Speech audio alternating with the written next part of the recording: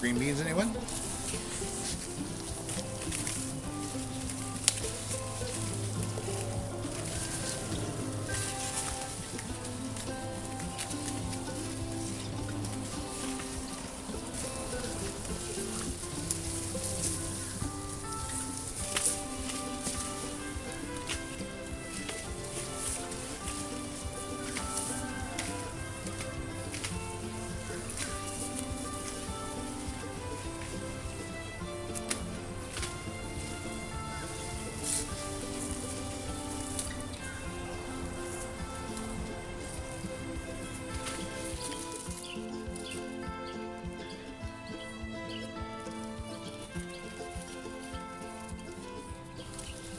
Shaking the tassels, or making sure they get shaken so that the pollen gets on these corn silks, is really important, particularly this time of year whenever we're starting to develop our fruit.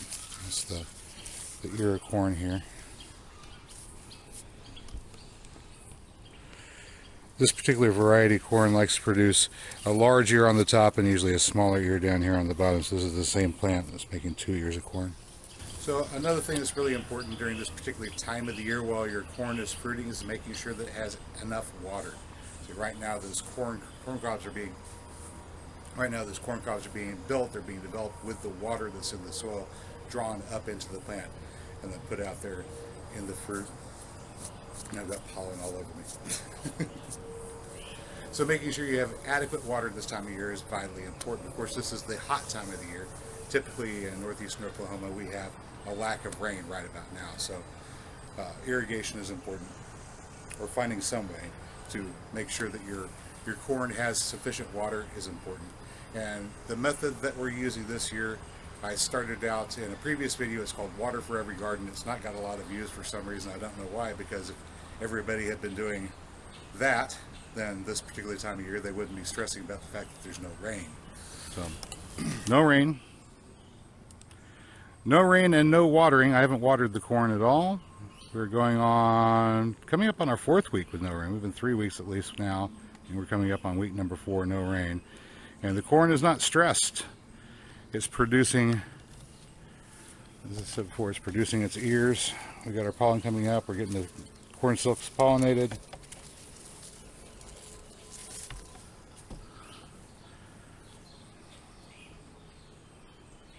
So maybe I ought to talk about drought and dealing with drought. Does that sound good? All right, let's talk about drought. For thousands of years, here in the Great Plains, the grassland prairie was maintained by bison. Now, before that, it was being maintained by mastodons, but they died off probably around 1,200, 1,300 years ago. And the bison took over. And what the bison would do is move in large herds and eat what portion of the tall grass they were interested in, stomp down the rest, leave their manure, and move on. Over time, we're talking thousands of years, this built up a lot of soil organic matter. In the 1800s, when the pioneers started coming out here and settling the area, they discovered that, wow, this is some really rich soil and it's great for growing your crops in, particularly grain crops like wheat. And at the time, they were plowing with horses and oxen and mules, and you can't do a whole lot of damage that way. Let's fast forward to the turn of the last century, 1900. Around this time, the gasoline engine was invented, and this created the possibility to make a new invention, the tractor. The duck agrees. Around 1920 or so, the stock market was booming, and those people back east were trying to figure out what in the world they were going to spend all their newfound wealth on.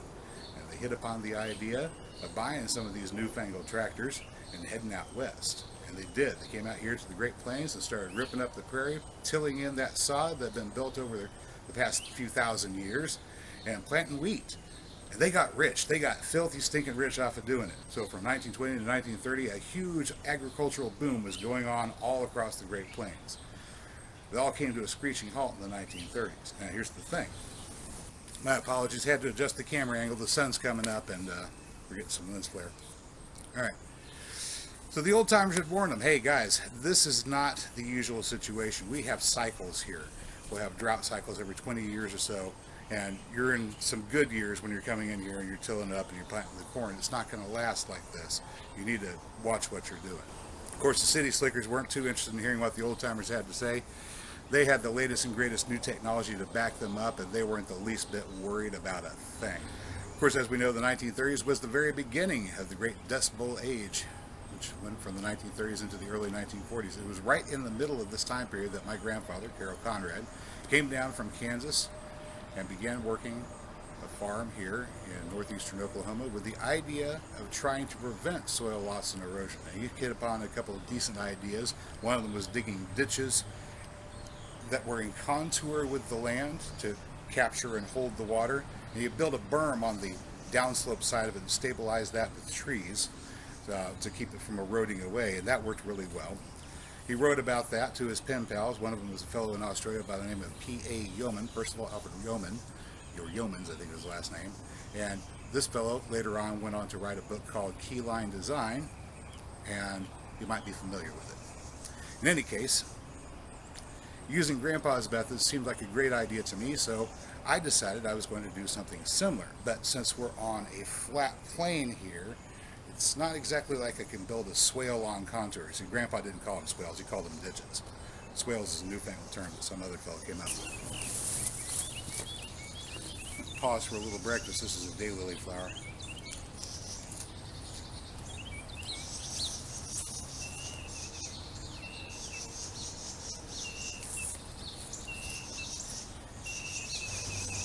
Alright, so this idea is pretty simple. You dig a ditch. Now I did them 8 inches wide and 16 inches deep, so every linear foot gives me 1 cubic foot of space. Eventually I want to have them 2 foot wide and 2 foot deep, but 1 shovel width was enough for 1 year, and I'll expand them over the next 2 or 3 years. Of course, you can't just leave an open ditch here with the sandy soil that we've got. The sides will collapse in on themselves, and the water will just drain away anyway because it's sand. So after I dug the ditch, we backfilled them with wood chips. These are arborist wood chips. They're entire trees that have been ground up, trees and limbs have been ground up, leaves and bark and wood and all. Now that way the wood's going to absorb the water as it comes in. Whenever we have a rain event, the rain will fall. The rain will try to penetrate into the ground. It'll get as far as it can until the ground becomes saturated. The rest of the water will begin to sheet off, and it'll come down to the low spots. But the low spots is where we've got the ditches sitting, so the ditches are going to be capturing that excess water that's sheeting off of the surface. So instead of running off the property and being lost, it's going to come down into these ditches. It's going to be soaked up by those wood chips in the ditches. Of course, I built the pathways over the top of that, so everywhere I've got a walkway, I've got a ditch underneath which is capturing and storing water for me. And so there we have it. Because I've done this by putting in the ditches along the side of where I've got the corn planted, I've backfilled them with the wood chips. The rain that we had earlier in the year, instead of losing that rainwater, we've stored it in the ground next to the corn where it's needed. And right now, in the middle of this drought period, 3 weeks without rain, going on 4 weeks without rain, the corn is not stressed, it's doing fine, it's producing fruit. It will be even better in the years to come as I expand those ditches and make them deeper. Alright, the sun's beginning to come up over there. You can see a little bit of the lightening of the trees behind me. I'm looking a little bit eastward over here by the duck hut. You can probably hear them chirping and quacking away in the background. They're hungry. They want to get let out so they can have a little romp in the water and take care of business. So I'm going to go ahead and take care of them right now. And here, after a couple of hours, we'll come back and we'll have a look at where those pathways are with the ditches in them. We'll dig down in there and see if they're still holding moisture just like I said they are, and I'll get back with you. All right, I'm coming. Ducks. So here we got some azolla growing. Oh, that's watercress got broken loose. It's just free floating now. Water chestnut there. We've got little guppies inside for skeeter control, and they're getting big. And usually they just eat the azolla, but I'm going to give them some fish flakes because they like fish flakes.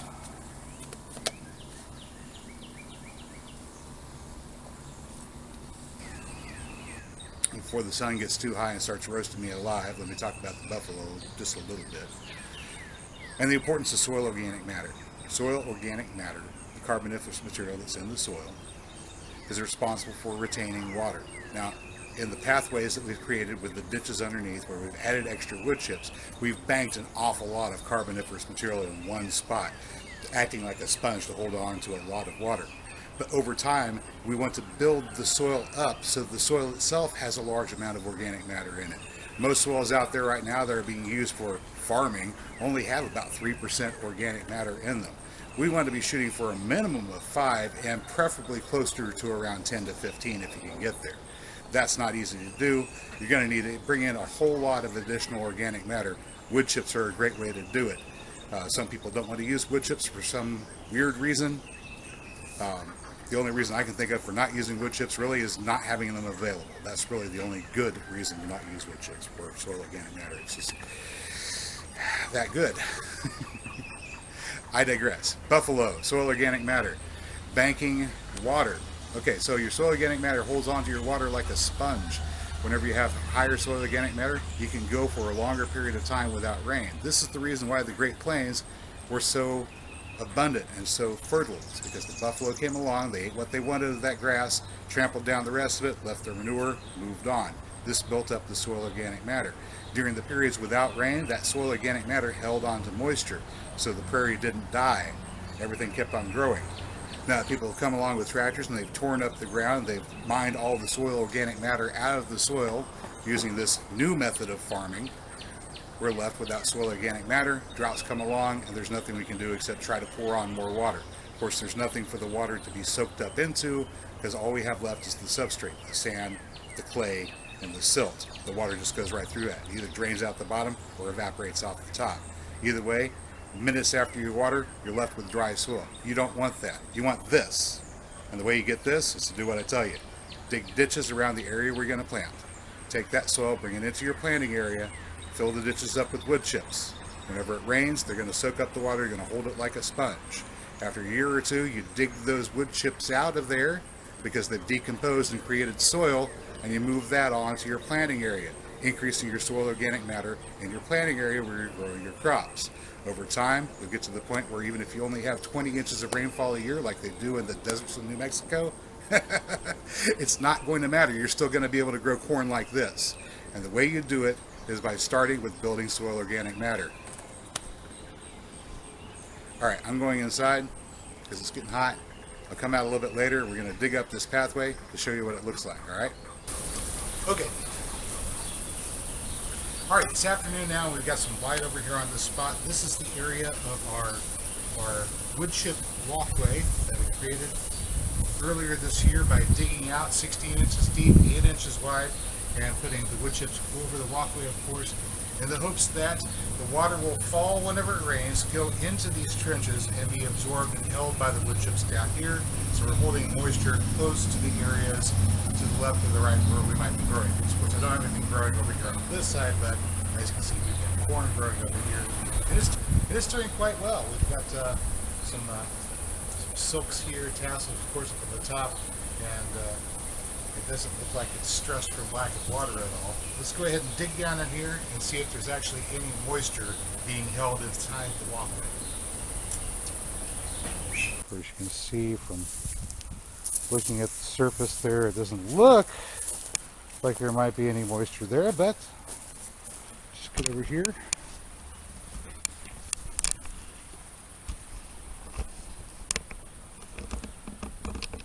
There's a good enough spot. Right here where I'm walking, this spot right here is where the trench is. I'm just going to get the fork down into the, it's not ground, it's down into the wood chips. I'm just going to pull them up a bit and turn that over. And already I can tell, look at this. Okay, they're not wet, but the wood chips are still moist. So there's water being maintained at this depth in the soil. So this is about 1 foot down. We still have water. Okay, so you can tell the wood chips are nice and dark here, so we still have some moisture. I can't wring any out, but they are moist. Go a little bit deeper. Come back a bit. Just once again, pulling a little bit of that wood chip mulch up and out. Lots of fungi growing here, so we need moisture for the fungi to grow. They're breaking down, decomposing the wood chips. making making future soil for us. Let's dig a little bit deeper. All right.